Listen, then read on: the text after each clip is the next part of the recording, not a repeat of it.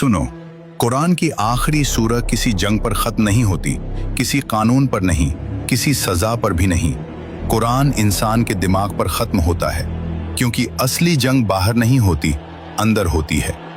कुल आऊज़ु बिरब्बिन नास, मैं पनाह लेता हूँ इंसान के रब की।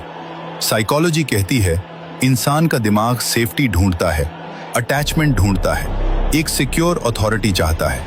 और कुरान सीधा कहता है जो तुम्हें क्रिएट करता है, जो तुम्हारे ट्रॉमा से वाकिफ है, जो तुम्हारे सबकॉन्शियस को भी जानता है, वही तुम्हारी रियल सिक्योरिटी है।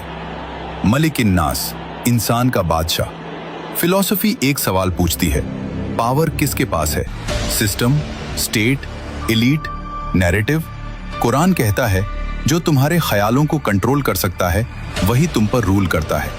और अगर तुम्हारा दिमाग फियर के कंट्रोल में है तो तुम आजाद नहीं हो।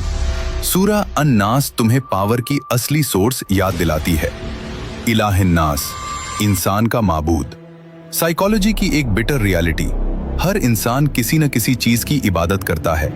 कोई सक्सेस की, कोई लोगों की अप्रूवल की, कोई फियर की, कोई ईगो की। कुरान कहता है जिसकी तुम इबादत करते हो वही तुम्हारी पर्सनैलिटी शेप करता है। इसलिए सूरह अन-नास कहती है सिर्फ उसकी इबादत करो जो तुम्हें अंदर से फ्री करता है। मिन शर्रिल वसवास अल खन्नास।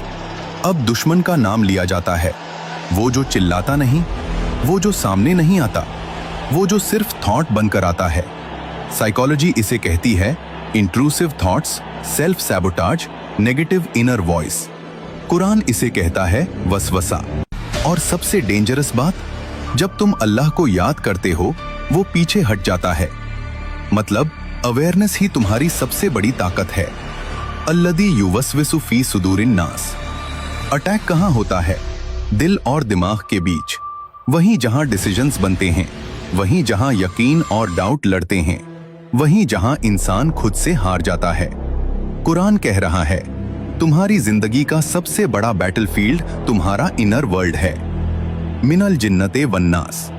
और फिर एक शौक, सिर्फ शैतान नहीं, कुछ इंसान भी वसवसा बन जाते हैं। मैनिपुलेशन, गैस लाइटिंग, फियर का बिजनेस, फेथ को वीक करना। फिलॉसफी कहती है सबसे डेंजरस दुश्मन वो होता है जो तुम्हें लगे ये मेरी अपनी सोच। सूरह अन-नास कोई नॉर्मल दुआ नहीं है, ये कुरान का मेंटल हेल्थ मैनिफेस्टो है। ये कुरान का कॉन्शियसनेस डिफेंस सिस्टम है। इसलिए रसूलुल्लाह सल्लल्लाहु अलैहि वसल्लम सोने से पहले इसे पढ़ते थे।